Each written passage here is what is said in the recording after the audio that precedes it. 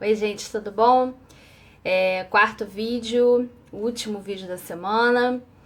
E vamos continuar aí abordando alienação parental. Eu quero primeiro falar sobre algumas situações que vieram através de mensagens aí. Eu fui abordada por algumas mães, tá? Falando assim, poxa, Thaís, mas olha só, o meu ex-marido, toda vez que esse meu filho tá com ele volta ansioso, ele abusa psicologicamente dessa criança, chega até às vezes a ter abuso físico. E não é justo que eu assim impeça que ele veja meu filho, vendo que ele tá numa situação de risco, e ele mesmo assim ter direito à visitação. Gente, calma.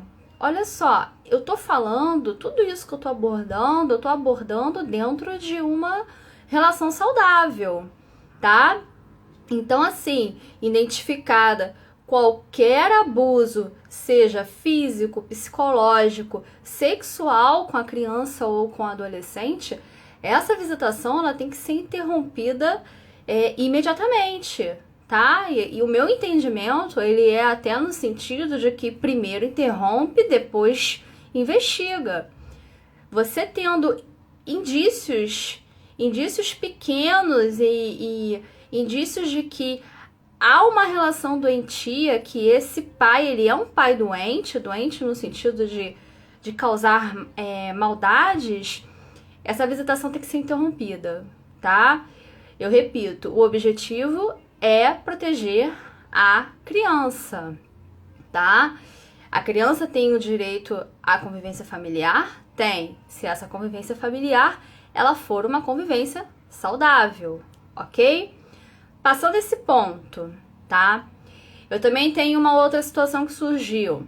Ah, Thaís, a minha ex-esposa, ela não me deixa viajar com meu filho. Gente, olha só.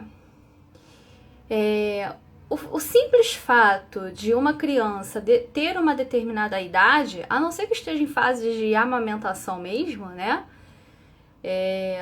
Não impede o pai de ter pernoite, de viajar ou de ir passear para algum lugar mais distante do local onde a criança mora, tá? Isso não impede você falar que um pai não pode se ausentar muito, que essa criança não pode se ausentar muito da presença da mãe, pelo simples fato dela ter uma determinada idade.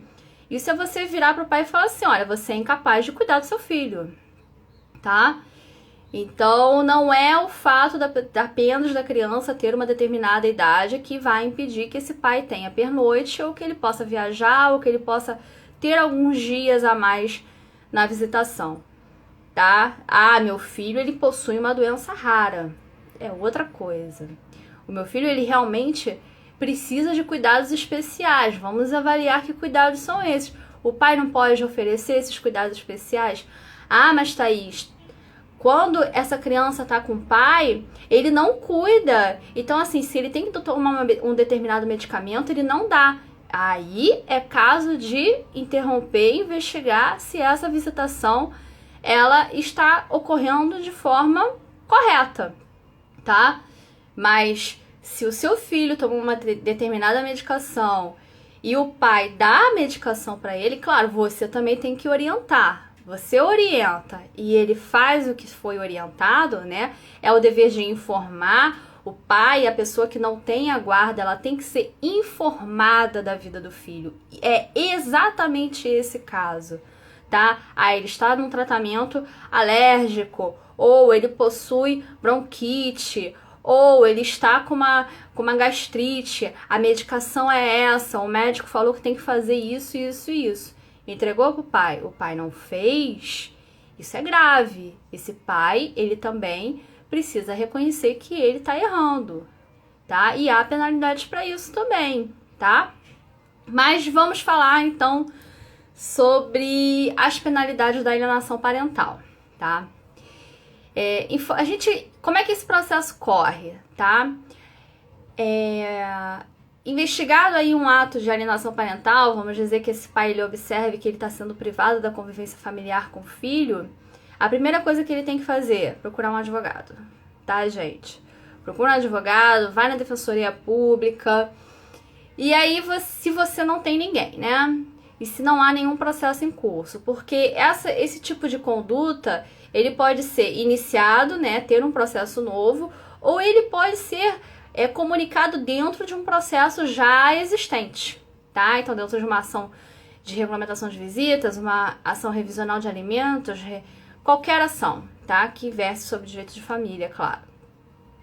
E aí, comunicado, e o juiz tendo provas mínimas, né, que a gente chama de indícios de que isso realmente está acontecendo, o juiz pode, inclusive, tomar medidas cautelares para proteger a convivência familiar.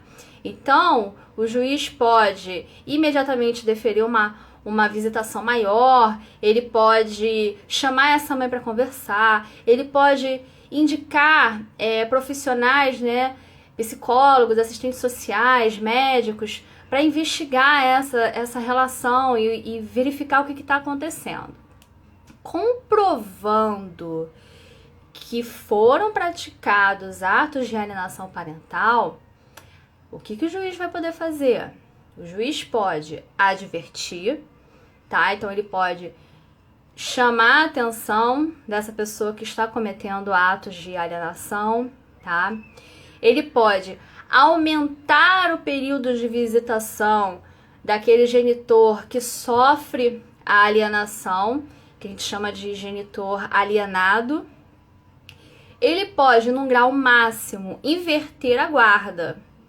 Tudo isso é progressivo, tá? Então, determinadas situações, ele pode aplicar uma advertência, uma situação mais grave ou uma reincidência, ele aumenta os dias de visitação ou ajusta, né? Às vezes, então vamos fazer o seguinte, você passa a buscar seu filho na escola todo dia, entendeu?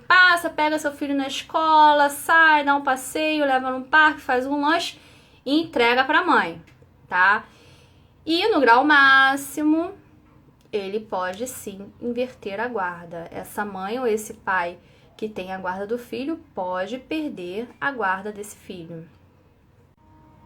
Mas o que eu julgo ser mais importante nisso tudo, tá? É o acompanhamento psicológico, tá? O juiz, ele vendo determinada situação, ele pode fazer com que essa pessoa que pratica ato de alienação, ela tenha acompanhamento psicológico. Gente, o acompanhamento psicológico, eu julgo ser de maior importância. Porque às vezes, sabe, você está em determinada situação que até você não identifica que está praticando atos de alienação. Você não consegue visualizar isso. Às vezes você sai de uma relação de forma assim tão sofrida, tão ofendida, tão machucada, né? Que você não consegue identificar que isso está atingindo a pessoa mais vulnerável nessa situação toda, que é a criança. Então, somente o trabalho psicológico, aquele trabalho contínuo, é que de repente pode começar a modificar a cabeça dessa pessoa que pratica atos de alienação. Tem pessoas que elas saem tão frustradas, né, da relação, que às vezes, e eu acredito nisso até sem querer, elas acabam transferindo essa frustração, transferindo todo esse rancor, toda essa mágoa pro filho, né? E isso não pode acontecer. E somente um profissional realmente que tem a inteligência, que tem os mecanismos necessários para trabalhar essa pessoa é que pode atingir esse objetivo.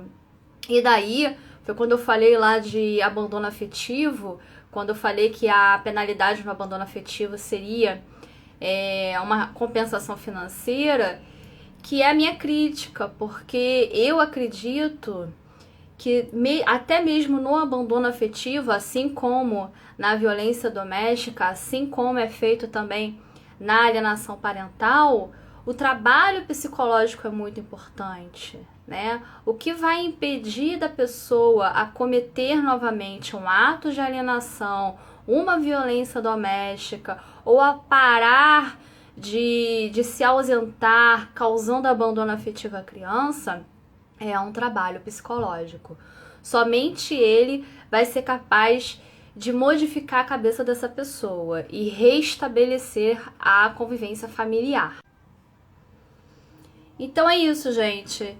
Espero que vocês tenham gostado das nossas conversas. A intenção do vídeo foi descomplicar um pouco o direito. Às vezes a gente escuta algumas expressões, algumas palavras e a gente não entende muito bem o que se trata, correto? E é isso. Muito obrigada pelo carinho, tá? A gente vai voltar mês que vem com um novo conjunto aí de vídeos. Se liga na página que teremos novidades. Gostou?